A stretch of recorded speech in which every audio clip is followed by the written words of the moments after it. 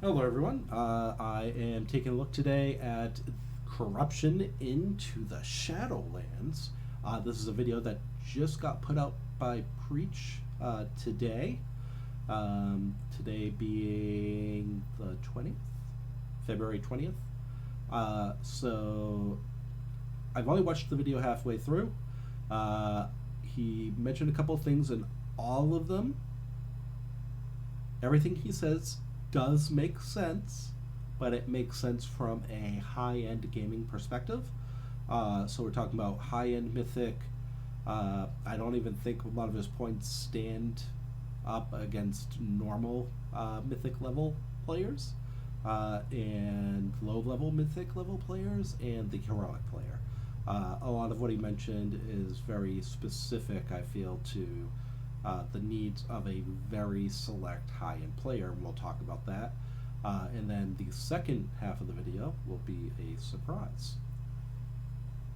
Let's get started. Ladies and gentlemen, we have logs, we have data. Blizzard said, please give us as much feedback about corruption as you possibly can. Well, okay then. Like the new intro, would love it if you went back to the old intro. What you're looking at here is me doing the second most recorded damage ever done to high warlords. Already stopping. And I knew this was coming, and I want to make sure I captured this. But one point to point out here from Blizzard, and once again, one of these things that comes back to Blizzard is working to help the average player. Preach, who is a very high-end player, very high-end, really great player. He got the second highest damage ever on Zanesh. I felt it weird that he was showing us heroic numbers, so congratulations, you got second. I'm not diminishing it. I thought that initially it was mythic, and I noticed on my kind of watch through that it was heroic, which you would think for someone touting about how unfair the game is and how how lottery based it is, that they would be showing mythic numbers. But anyways, beyond that, no offense to Preach, love Preach. I think I forgot to mention love Preach, love his content, got me back into WoW, got me streaming on Twitch. But anyway, my main point, please just look at the distribution, okay? A lot of hunters, a lot of demon hunters, some boomkins, but look at this. We're looking at one boss, and we have 1, 2, 3, 4, 5, 6, 7, 8 in the top 20. Because as you can see, there's a little bit of a demon hunter down here. In the top 20, we have 8 different specs.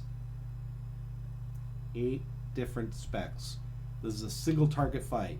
This means that we should be seeing some tiering, right? We should be able to see that there's like 8 demon hunters, 7 boomkins, 8 hunters. So it should just be tiered, because the certain classes are going to be doing better than others. Blizzard took out Warforged and Titanforged, and what they did by doing that is they prevented classes that scale better with stats from getting scaled up too high. So now the let's say Demon Hunter, who, let's just pretend and guess that a Demon Hunter with Titanforged gloves of, say, 490 is going to scale better than a boomkin with Titanforged gloves of 490. So now we're going to see a tier of demon hunters at the top who are scaling better with eye level and who are doing more single target damage. What do we see instead? We see a good distribution of classes, 6 different classes, and a good distribution of specs. We have 8 different specs in the top 20. This points to corruption being one of the main factors in that. Why is it one of the main factors? Because it is not secondary stat driven. It is, I don't want to call it flat damage, but it works out to be sort of flat damage. It works out to be that you're going to have some good runs, you're going to have some bad runs, but most importantly, we're taking some of the weight off of the class in moving it onto corruption, not necessarily killing the skill, but making it so that all the classes can function at a high enough level to be important. Bring the player, not the class. I feel like Blizzard's been saying that for a while, and this might be the way that they're coming through on it. Zanesh, not just in Druids, but literally ever recorded, although I think it's in third place now. But this is exactly what corruption is. It is the circus, it is the casino, it is the fitting end to Battle for Azeroth. It is the culmination of Blizzard wanting to make a level playing field for all classes. All of them. As we know it. And I've got to say this, I'm not entirely angry about it, but I should be. I should be screaming from the rooftops about this. Why? I mean, we can look historically. In Warlords of Draenor, I stopped playing DPS because I was no longer in control of what my character produced. That I was doing the exact same thing over and over and over and over and over again, and the results were always different. I'm sure of the amount of pulls, the average DPS I pulled was probably about the same, but that doesn't appeal to me in the... I was pushing the same buttons, doing the same thing over and over and over again. Guess what? That's what most of us do. Now, I'm not saying that's the same thing all the time. It depends on the fight you're doing. It depends on what you're targeting.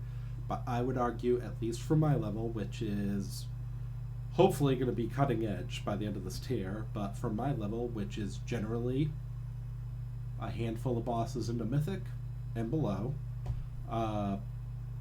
that's how you play. You go online, you learn your rotation, you learn your priority, you learn a little bit about when to hold an ability, you learn a little bit about when to hold the ability and align it with a different ability.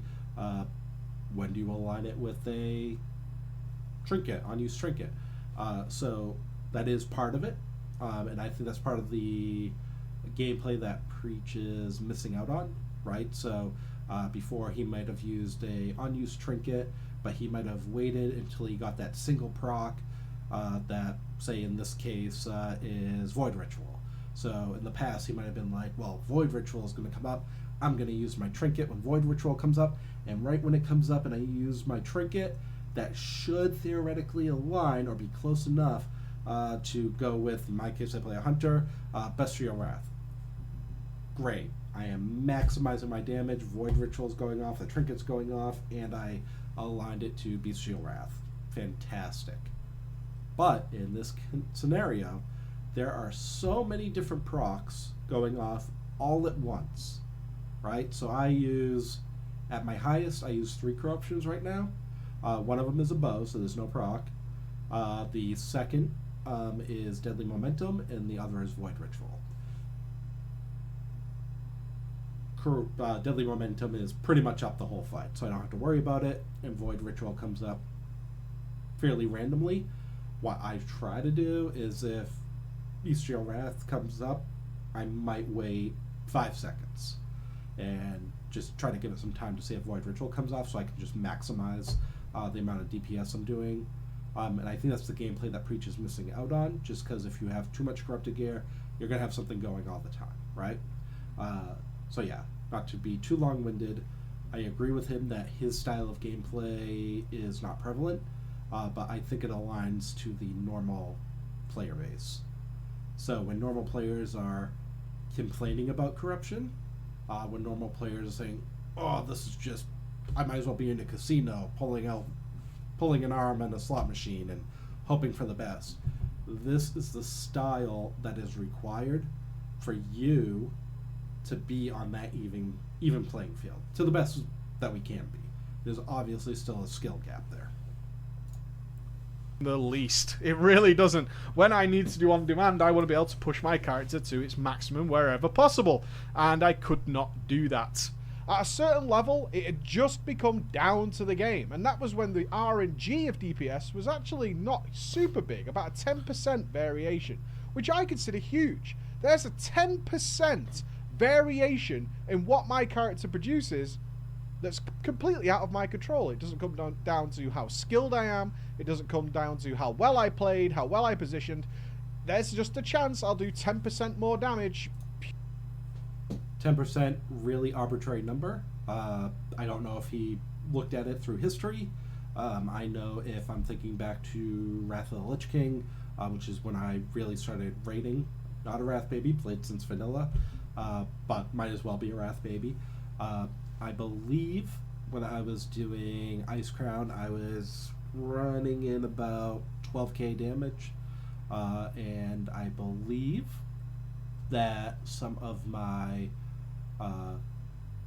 colleagues or raid partners that were also Hunter were doing about 9k, so obviously a little bit more than 10%. But yeah, so we can say 10%. Does that follow us all the way through, though? I don't think there's enough evidence to say that when I'm a great player, I do 10% more than someone else. I think that maybe it's 1,000. How do we know it's not the 1,000 damage difference? So a great player does, if we didn't have corruption, a great player does 75k damage, and a less great player does 72k damage. But so I don't think there's enough data. So he's going to mention a lot of things that don't have data backing. I think they're kind of wild guesses, all to kind of bash corruption in general.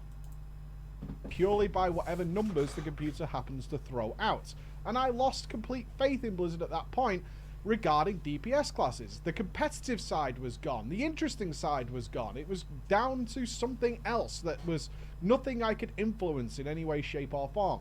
Therefore, when it came to farming rates, progressions done, and looking to push yourself to see what your character could produce with all this awesome gear that was available, it was all just down to RNG. Who's the best player? No idea. Don't know. Didn't mean to probably... I'll take that down so your face doesn't look like that. There we go. Okay. So, I feel like on any day you would talk to Preach, if you asked him what makes a player the best player, and you said to him DPS, he'd call you an idiot. DPS does not make you the best player. The lowest damage taken probably has a good deal to do with how good of a player you are. Sorry. Your raid awareness, being able to help other players excel, helping other players be aware of what's going on around them. So not only are you being responsible for yourself, but you're also helping other players around them understand that a mechanic's coming. That's why raid leaders are so important. There's a lot of other factors other than damage. It's great to be on top of the damage meters. It's fun. Fun is the way to put it. You have fun when you're at the top, but that does not make you the best player. If a player screen captures their DPS after 10 seconds of blowing all their cooldowns and being at 150k, and they're on top and they screenshot that, are they going to have fun if they're watching their friends kill the boss while they're sitting dead on the ground? No. So let's not consider DPS the only measurement for a good player, and let's not consider DPS the only way to have fun. So I stopped. I moved over to playing a tank, and I had a better time with it. Now, the RNG is so absurd that it's hard to really grasp why.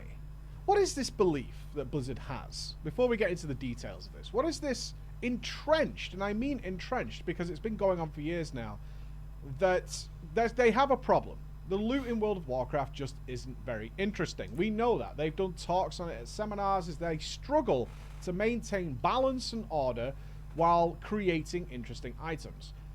Yet the solution they've come up with is something that the community at large has been vehemently against. Like, they're not into it.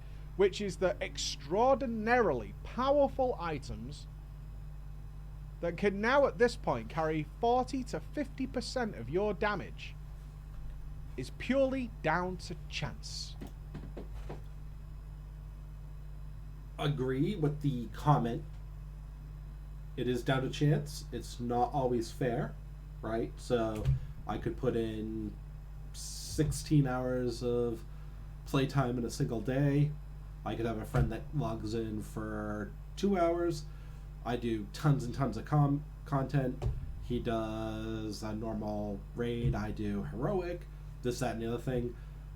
I keep getting rank 1 corruptions and, I don't know, as a hunter, I forget the actual name of the corruption, but the mastery corruption. The flat percentage mastery corruption. That stinks. It's not going to do much for me. It's good for AoE. But then my friend could jump in and he could get infinite stars off of the first boss, and now he has a weapon off the first boss with infinite stars, and it's going to completely outdo me. It stinks. Once again, good for my friend. It's all about the mindset, right? I can sit there and be jealous and mad I don't have it, or I can be happy for my friend. Playing longer is increasing my chances of getting it. Playing longer is helping me establish more of the mechanics or more of the structure of the game, so making sure I have my cloak upgraded, so maybe my friend can't even wear the infinite star staff because his corruption is like 15. He's a bad player.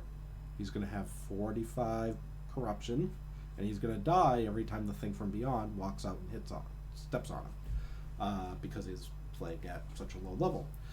So there's a lot of different things to take from this.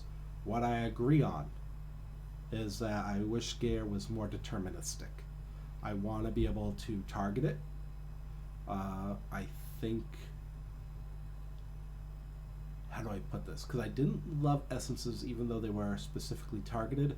I think we need to find an activity that Blizzard deems important enough to get Gear of such a level, and then be able to work towards that to get the items that we want in the order that we want them.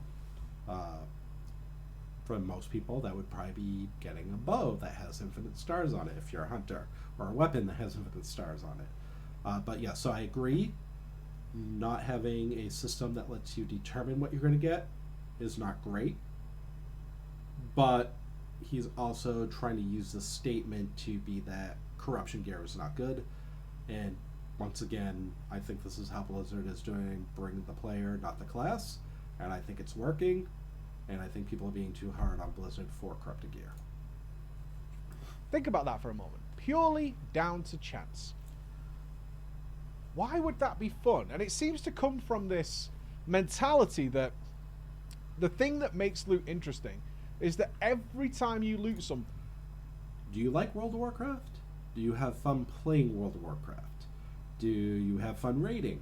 Do you have fun questing? Do you have fun playing PvP? Yes? That's why it would be fun to play this game. Do you play just to be the best? Just to be the best. You can try. You could put in a lot of time and you could fail. That's a system that's here. That's a system that's in place. Decide what you like and what you don't like. So clearly right now, and I mean Preach is probably going to come back around and tell you why he loves the system, which he's already stated, but based on what Preach has been saying, maybe World of Warcraft is not the game for Preach. It has this possibility of destroying every other item imaginable in the game. Doesn't really matter where it comes from. Now we've had item levels stabilize across the board. It hasn't fixed it because while they removed Warforging and Titan Forging, they then just dumped on top another system. Now, before we get into why I'm not particularly angry about the system, let's talk about the pros. There are good things to corruption, something I've missed for a long time in World of Warcraft. Firstly, I'm building a character again. That's really fun. He is. I'm looking at corruption resistances. I'm am looking as at when my well. cape will get more. Then I can squeeze more corruption items in. I'm thinking about the fights I'm doing. Are these single target focused? Are they AoE focused? What corruptions would be best for those? I'm also deciding how much corruption I can have. Risk versus reward. What does the encounter present towards me? If I'm in PvP, do I want to risk having a thing from beyond and a very powerful eye attacking me or a slow effect? Or do I want to turn that down depending on which encounter I'm about to face? All these things I think are we've already kind of interesting talked and about this, cool. so I They were won't all stop part it. of World of Warcraft for a really long time. Previously, it would have been hit and expertise, dodge, parry, haste values, crit values, things like that. If I was a tank like I was in most of the game, then I would be looking at the encounter. Is this like a DPS Zerg, like Terran Gorfiend? In which case, I'm going to modify and rebuild my gear. I'm going to go heavier into being able to attack the boss and how hard I hit the boss, while sacrificing how much damage I will take. People will have to heal me more. Vice versa. Is this a DPS check? No, not really. Okay, then I can turn down my threat amplifying abilities and gear, and then focus more on avoidance. I take less damage, allowing the healers to focus on the rest of the raid. These were all interesting RPG elements that have since been stripped down in the sake of simplicity. Hit isn't interesting. Expertise on its own isn't interesting. Versatility is still in the game, but you get the idea is that we were building our character around what that character was going to focus on. We're doing that again. I also like, and I think as a pro, is that while we will be discussing the heavy RNG associated with some of these corrupted items, you don't actually have to go that way. That's entirely up to you. There are also things that are just consistent items. Percentage haste increase, percentage crit chance, all these things are very regulated and standard. If we look at one of the biggest outliers like Infinite Stars, let's look at a demonstration here. Infinite Stars... Before we even get into this goes back to the beginning where I talk about he doesn't have real statistics to back this up. I love this as a demonstration of how he doesn't have numbers to back it up. Watch this grid. Stars has the potential, it has the capacity to give you extraordinary damage. Is that 3k damage? 3k, is that a 12k damage? Based on what I've seen, looking at sims, because yes, always sim yourself, and I would recommend, if you want to see how a player plays or you want to get a better breakdown and learn your class, I recommend going into raid logs, finding a person, hoping their armory is updated, and putting them into raid logs. So they're the player name and the server, put them in the raid logs, put them into raid bots, and look at their stat weights, look at what they're doing. And then you can also see a breakdown of how long buffs are up for and such. So I occasionally go in and do that. And when I do that, I tend to see that Infinite Stars is about 13, I want to say 13% of the damage. Which that would line up with what Preach is saying. RNG is contributing 10%, around 10%. To the damage. And I think that's coming in around 12k. So let's call the top here about 12k damage. And let's call the bottom here around 3k damage. Okay? No, that is not right at all. Let's call this up here. So if the normal is about 12k, we'll call this about 18, and we'll call this about 6. Yeah? Yeah. So right here is your 12. Alright. Let's face it. This isn't happening. Okay? We're not... It could. Theoretically, it's not. You're not going into a fight, especially, and I think this is part of the reason, especially the way that they designed Nyalotha, with all the phase changes and everything. That's not happening. Infinite Stars is not doing max damage for the entirety of the fight. I do appreciate that he put ramp up time in there, but that is not happening. Most likely, you're ramping up. You might come up here, maybe do highest possible damage for a while and dropping down. Vice versa, you ramp up slowly, and then you spike up. But no, you're not doing this the whole time. If you do, fantastic. Maybe that's what happened to Preach. Maybe that's how he got top damage. Good for him, right? I'm not mad. I'm happy for him. He's a great guy. Does great content. I'm happy that he is second, maybe third now, for the damage that he's done. This is what we should be concerned about. Are you upset that you or your friend is getting 12k damage from an item? I'm not. I'm happy he's on my raid team. I'm happy he's doing better. And you know what? I heard that he was a Shadow Priest and that Shadow Priests were going to do terrible this tier. But because of this item, he's not terrible and he can participate in raids. I can bring the player, not the class. Fairly high DPS, way above and beyond what should be possible for your character. It will go completely batshit insane, yet it's not down to you, it's down to the game. However, you're also taking the risk of it not doing that and dropping you way below the potential of your character as well. It has such a broad spectrum of results, you're rolling the dice every time you deal with it. If you go with something more consistent, like these percentage values, then your likelihood is you'll have much more consistent DPS. It will still be affected by all the other RNG elements which exist in the game, down to essences, down to Azerite armor, all those things, but it will be much more consistent. However, the sacrifice is it will never reach the levels of absurdity that the other ones can. The other characters might simply just destroy you based on the fact that they had a good pull. It's as simple as that, and skill becomes very much irrelevant. On the back, skill is not, I'm going to keep saying this throughout the video and I apologize, but skill is not solely tied to DPS. Not at all, not a little bit. Skill is tied to many other things. DPS, yes. Raid awareness. Positioning. I mean, it's all basically raid awareness. I'm not going to go through each little caveat of raid awareness, but yeah. So I feel like if you went to Preach, the number one thing that's important about raiding is DPS, he'd laugh in your face.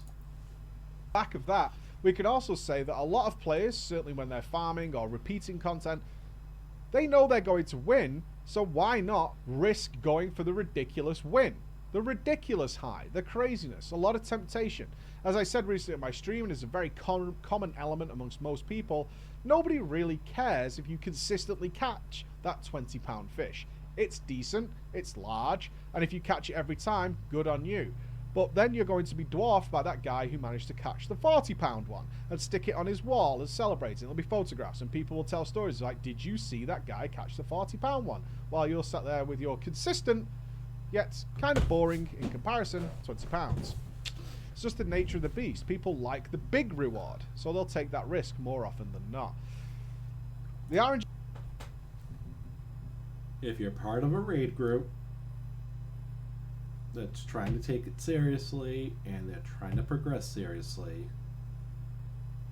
you'll get a shot, a couple of shots at taking that risk. If you are messing up consistently, because as you may know, if you wear too much corruption, your character turns red, or you get highlights of red, max corruption.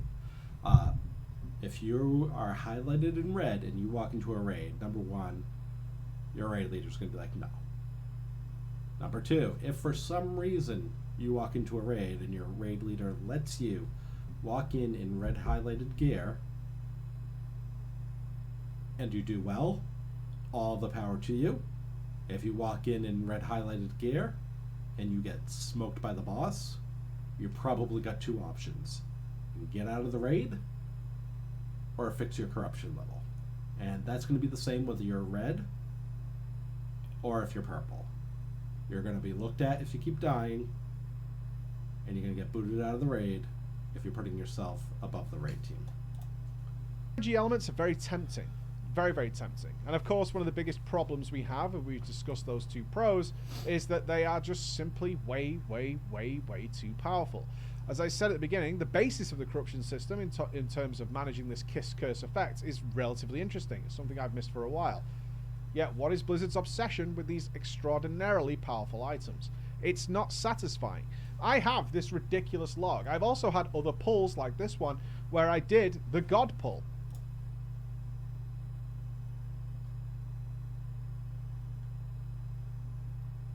Okay. Why are we upset about the God pull?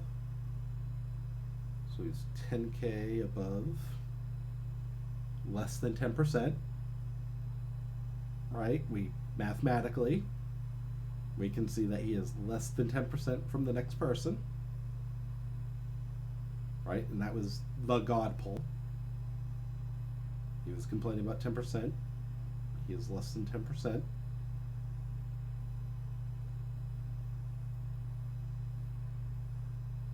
I am a mathematical liar. That is more than 10%. What is that?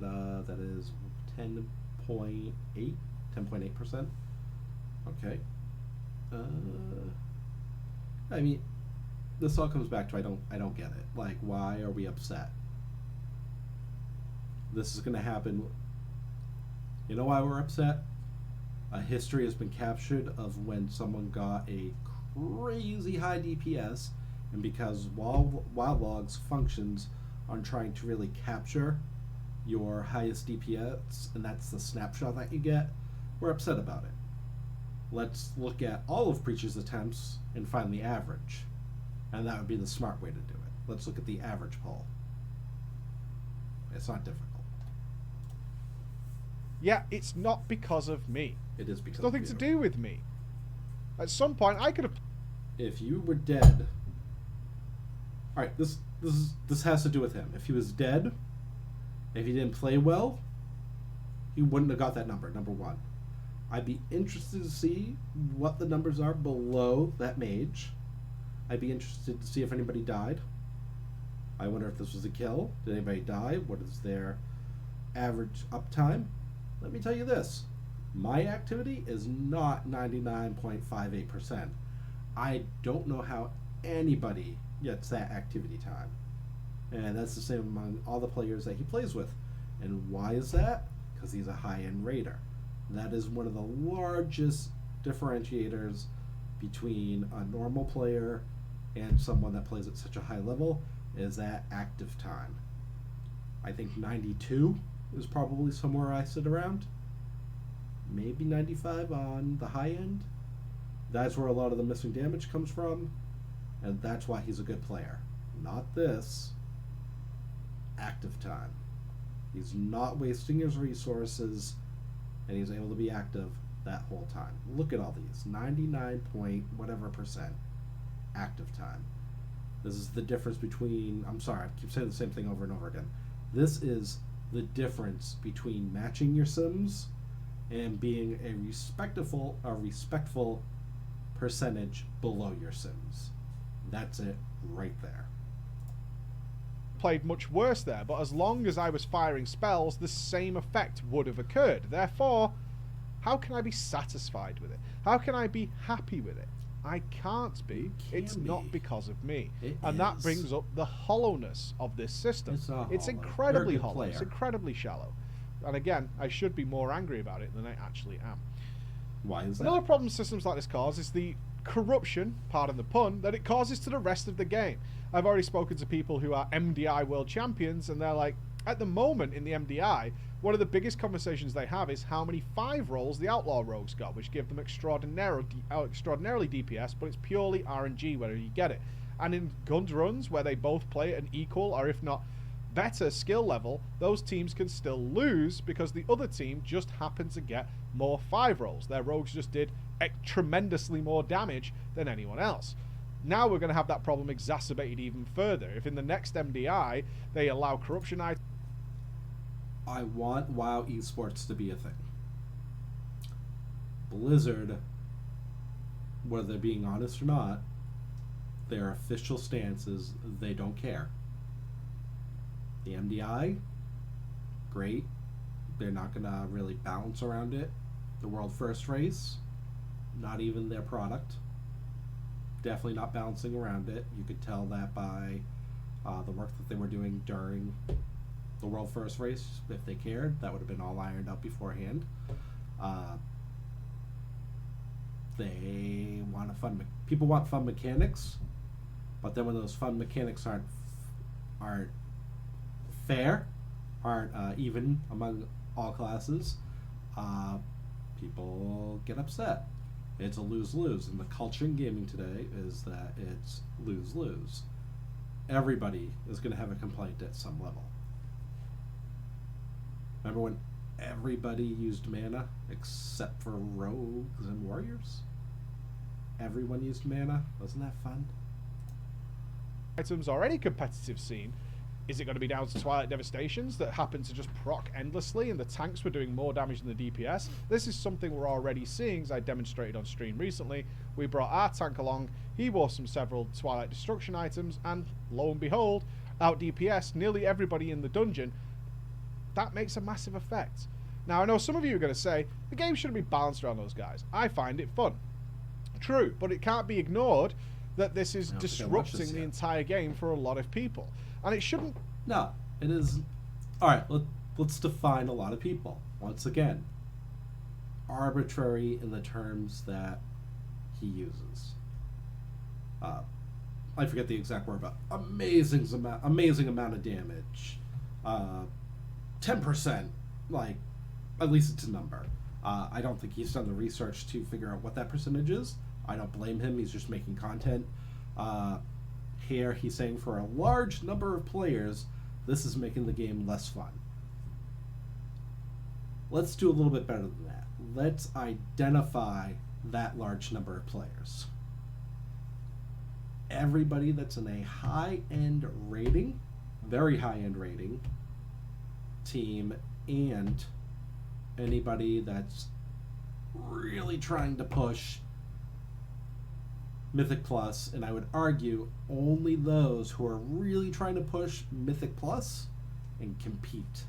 So those who have dreams or aspirations to be in the MDI, and I'd even go one step further to say only people who know that their skill is so high among the best players that they would get in if there was no sort of way to even the ground among all players.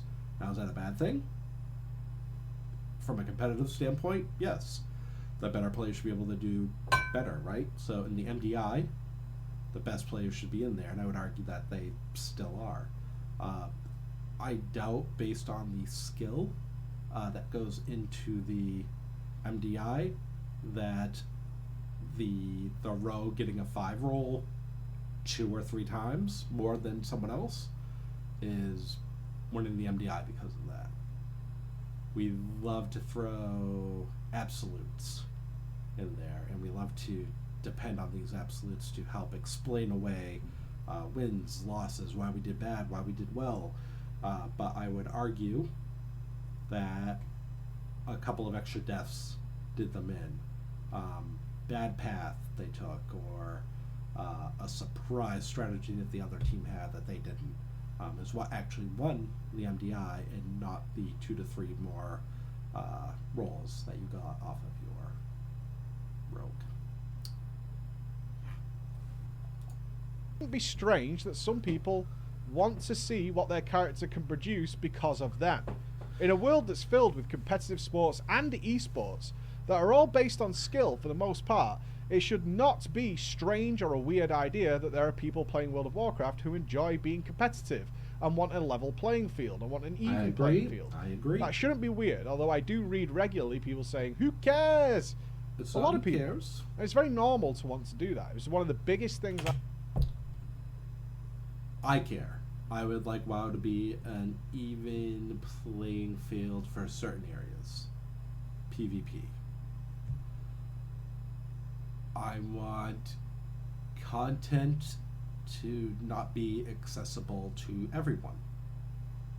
I.e., if you're a bad player, you don't have raid awareness, You're dying all the time. You need to work on that. You need to practice, and you need to go back in and put in the time and effort.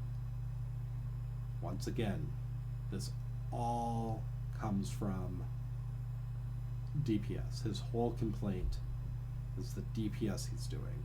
And he knows that he is completely ignoring the fact that a good raider is more than a damage number. Big influence, but I would argue your activity, as we already looked at, the best players are going to have activity levels that are insane and raid awareness. What I enjoyed about the game was, certainly during Kata and early Warlords, was being able to compete with the best across the world and see who played it better. How did they do it better? I can show you 2 logs right now of 2 rogues doing Mythic Shadar, which is straight up the DPS boss. Their kill times were exactly the same, perfectly identical. Their gear setup is pretty much the same, within 1 item level of each other. Yet there's an 8k discrepancy. Looking at the spells, like... No, that's not multiple. Cast, they did them evenly. They both got fixated 1 time each. What's the difference between these players? No idea. What do logs even stand for now? Because most people like to check their logs and see what result they got. How high was my damage? We've been arguing for Does it matter anymore? No. But then again, it hasn't really mattered for a long time. It's one of the reasons that a lot of people private log now, because they know it doesn't really matter, and anybody who still kind of holds on to the idea of it mattering might do something silly in raids. So let's keep it private. There's no reason for people to have that temptation. So then what's the problem? The corruption system corrupts all in every aspect of the game. Now, you might say, yeah, but skill matters. Let's talk about the pay-to-win element. BOEs can't be ignored. BOE... If you're a player that's putting $75,000, which is the equivalent of what method and limit, I believe. It might have been just method, or it might have been just limit. I think it was the combination of both. It might have been just method, though. They put the equivalent amount of gold into the game as $75,000. Might have been limit. So, either way. We're not doing that, right? World First teams are sponsored. They're there for a reason. They're there to win. You're sponsored by companies, and pay to win shouldn't be a thing. It is not affecting my gameplay. And it's not affecting Preach's play. Or, sorry, Preach's play as well. He is not affected by pay to win. Are you paying $150 for an item that's going to be useful to you for a couple of months? If so, good for you. Your instance of buying that gear does not affect my enjoyment of the game. These are very similar to the legendary system, yet in a more evil way. The BOE system is possibly the most disgusting element of the corruption system. Sorry, I just keep pausing it. Legendaries and BOEs have nothing to do to align to one another. BOEs are very deterministic. You know how you can get them. You can earn gold, you can buy tokens, and you can use that money to go in and buy the game, and that's the pay to win that he's talking about. If you're a bad player, I don't care who you are. If you're terrible and you buy BOEs, it's a waste of money. You're going to be dead on the floor, and all that money is going to waste while you're dead on the floor. Legendaries are more like corrupted gear than they are like BOEs. So legendaries were not deterministic. We couldn't really, until it was way too late, we couldn't decide what we were going to get. We had to just keep running content and content and content and content and hope we got the right legendary, which I did not get. I think it was like 4 or 5 legendaries in before I started getting something that was helpful, right? And that was weeks and weeks of doing all normal, all heroic, all looking for raid over and over and over again each week just to get a drop. About 2 weeks of doing that straight before I would get a legendary drop. Completely different. He's just trying to spread the idea of evil and pay to win. It's not pay to win. I know he has a fear of it becoming pay to win. It is not pay to win. It's really doesn't have any effect on my World of Warcraft. Right now, in many slots of your character, you can simply go to the auction house and purchase the best possible items in the game from now until Shadowlands show me for these. gold. That should never ever... Ring. Oh, he only looked at the ring. So I've seen rings on there. I've seen a couple of pieces of gear. Oh, I wish he did like a whole search of armor. I bet he went in, he looked at all the gear that was available, he found the ring, because it is an awesome ring. Perfect stats for a hunter, socketed. Same thing I looked at tonight. I wanted to see how much it was. On my server, I think it's like 350,000. Perfect ring for me. Not going to buy it. Can't buy it. Maybe I would buy it. It'd be the best ring. There's hardly any gear that's available on the auction house for me to increase. I have 445 gloves. Normal level gloves. I'm about to go into Mythic. We just started Mythic actually. I would love to go and get gloves that were suitable for Mythic or at a Mythic level. There's nothing in gloves. He went in, he did his research, he found where the good stuff was, and he's showing us the good stuff. Ever be the case. In my personal opinion, that is disgraceful. Absolutely disgraceful. BOEs have a place. They've always had a place in the game. What they should do, though, is prop you up. You gain some edge as you're beginning to move into PvP, PvE, whatever your chosen content. I don't disagree. BOE, do I? It depends. I feel like necks and rings have always been close to the top. So depending on the stat you get. I remember in Wrath I got Wooden's Lucky Charm, or Wooden's Necklace, which was the best necklace a hunter could get throughout the raid. I believe it was the best that you could get throughout the raid. So BOEs do cement themselves as sometimes being the best you can get. Yeah, so in most cases they help. They don't get you the top, and I think that's more so in other gear. Corruption gives you a chance to do that, get the best gear you can, but I mostly disagree. Is, or if you're doing transmog and stuff, you get a very powerful item, but there should always be a better reward waiting for you for overcoming some very difficult challenge. That should always exist.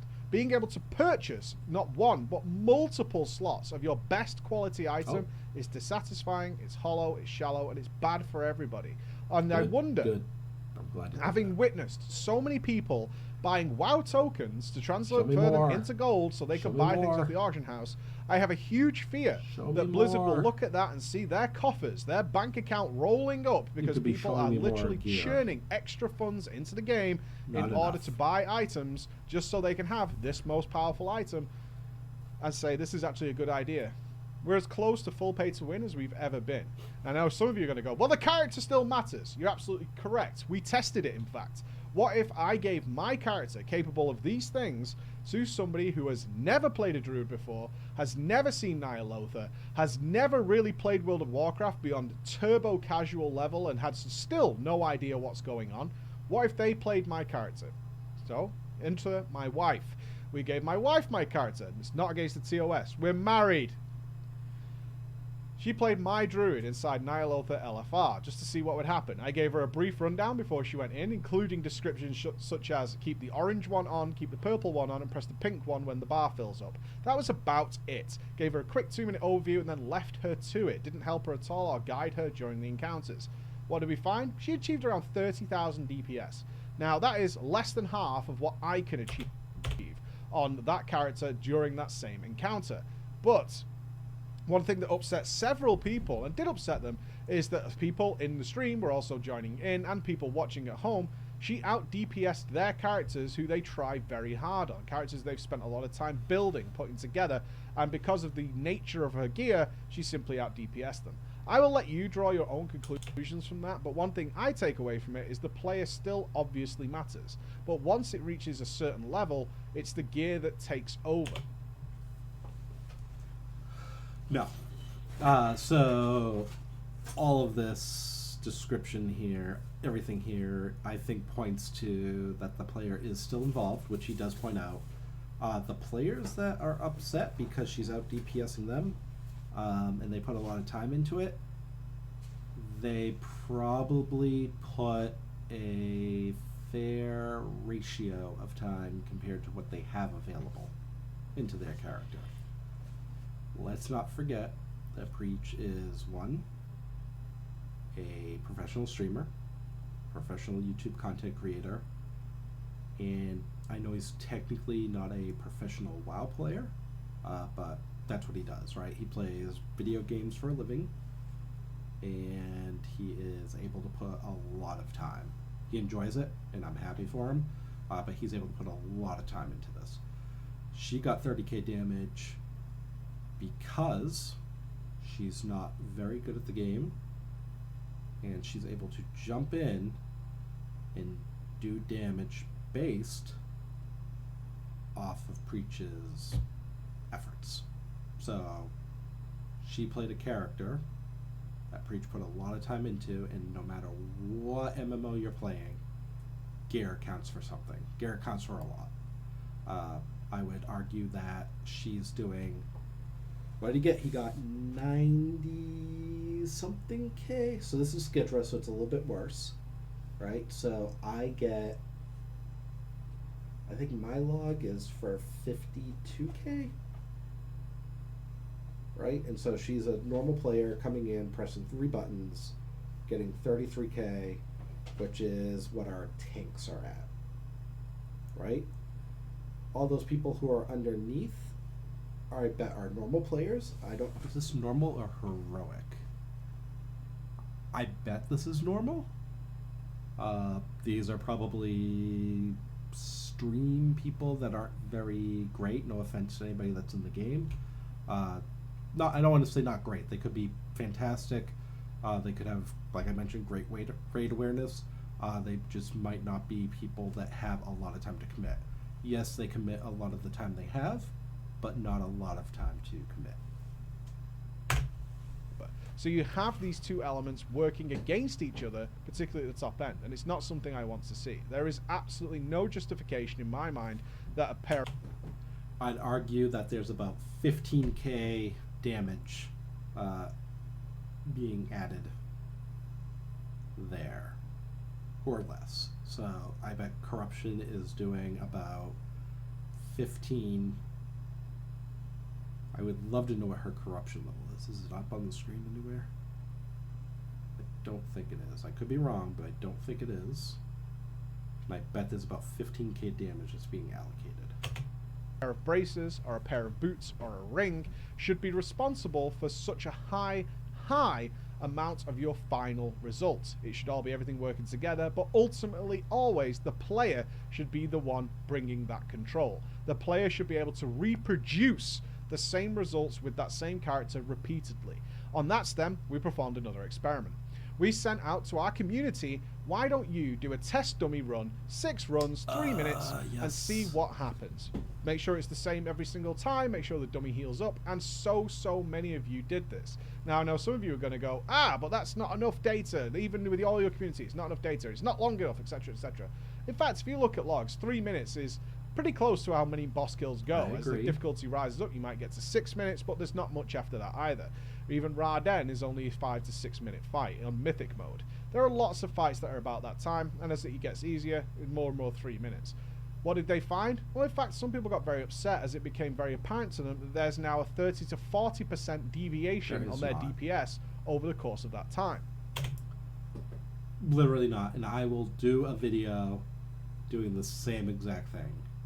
There is not a 30 to 40% deviation in damage. Alright, one, there is a bug. That bug is that sometimes, and you have to look at it and you have to notice it, the dummy will not get infinite stars. I don't know if they fixed it. It will not get infinite stars. Maybe that 40%, 30, 40%, which I don't even think it's that much, is because infinite stars did not go off on the dummy. I'm also going to say that people probably knew what Preach was going for, because I knew it when he said it. And I don't know, I feel like there's a number of people that would be inclined to provide fake data. I don't know how we can track what gear they're using. I don't know how they can prove that they were using that fake gear, or sorry, not fake gear, but gear level. Yeah, so I think there's a lot of variables that we can't control in this experiment. I would have much rather, and hopefully this comes, I haven't watched this part of the video, I would have much rather have seen Preach try to prove to us using real numbers that there is this variation and it's him doing it, because he can control what levels are. I trust Preach in that he doesn't want to lie, but I think his ideas are misguided. That's an enormous swing that is completely out of your hands. If you're using something like Mind Flays or Twilight Devastation, Infinite Stars has struggles with dummies in certain areas, but you can see the point is that I'm playing the exact same way, I'm the exact same player with the exact same buffs, using the exact same character, yet the results I'm getting are 30% different on a pull-to-pull basis. Now some people, especially those who didn't have much corruption, they had a bit more consistency, but of course then it fell down to the Azerite armor and the essence system and all the buffs and procs that come alongside with that, Vision of Perfection being a notorious candidate in that situation. How is this different than trying to target specific gear? Alright, where we have gear, we want Abyss, and I understand, and I miss Abyss too. We want best in slot. We want to be able to target best in slot and be done. Right? Blizzard realized there was a fail in Azerite traits. They realized that they needed to change it, and their solution was not to get rid of it, which I don't blame them. It's a whole system that they created for BFA. But they decided that in this new raid, they're going to allow everybody access to the best traits. Theoretically, there is no difference between tier gear and Azerite traits. Now, I didn't love Azerite traits at the beginning. I wouldn't say I'm in love with them now. The Azerite traits are making me play differently. They're not, I'd like to say they're making me have to have more finesse. They're not. They're making it so that my class is a little bit easier to play. I have to have less consideration. That's not because of procs per se, but because I want certain procs to proc more. I have the ability to alter my playstyle to create more damage, which is what tier gear does. And so yeah, like let's not start blaming Azerite gear. It was a bad system. We had to get traits, lose them, try to earn them again, lose them, try to earn them again. Bad system. In the ideal world, if we didn't have to keep earning the same traits back again, it would have been very similar to tier gear anyways. 3 slots that I'm using to, or 3 pieces that I'm using to get the best performance I can. This brings me to why I'm not too angry with corruption right now. I'm exhausted with it. I'll be honest, I'm exhausted and I'm apathetic with having to kind of repeat this process every single time a brand new system comes into World of Warcraft, particularly in Battle for Azeroth. The determination of Blizzard to tie RNG down to a character's performance baffles me and makes no sense. Again, I'm only halfway through and this video is pretty long. I'll probably cut them into several videos. Once again, this is my first video ever doing something like this, and I want to make sure that you know it's only because I just strongly disagree with this one particular video. They're doing it for a reason. And the reason is they have a dream, that dream being bring the player, not the class. If you create gear that generates power based off of procs, which isn't ideal, but procs, flat damage amounts, less scaling based on stat, you're going to create a more even playground for everybody to be successful on. Once again, different classes treat stats differently and have better scaling. They're reducing that by having this corruption gear, which is, I think, their goal.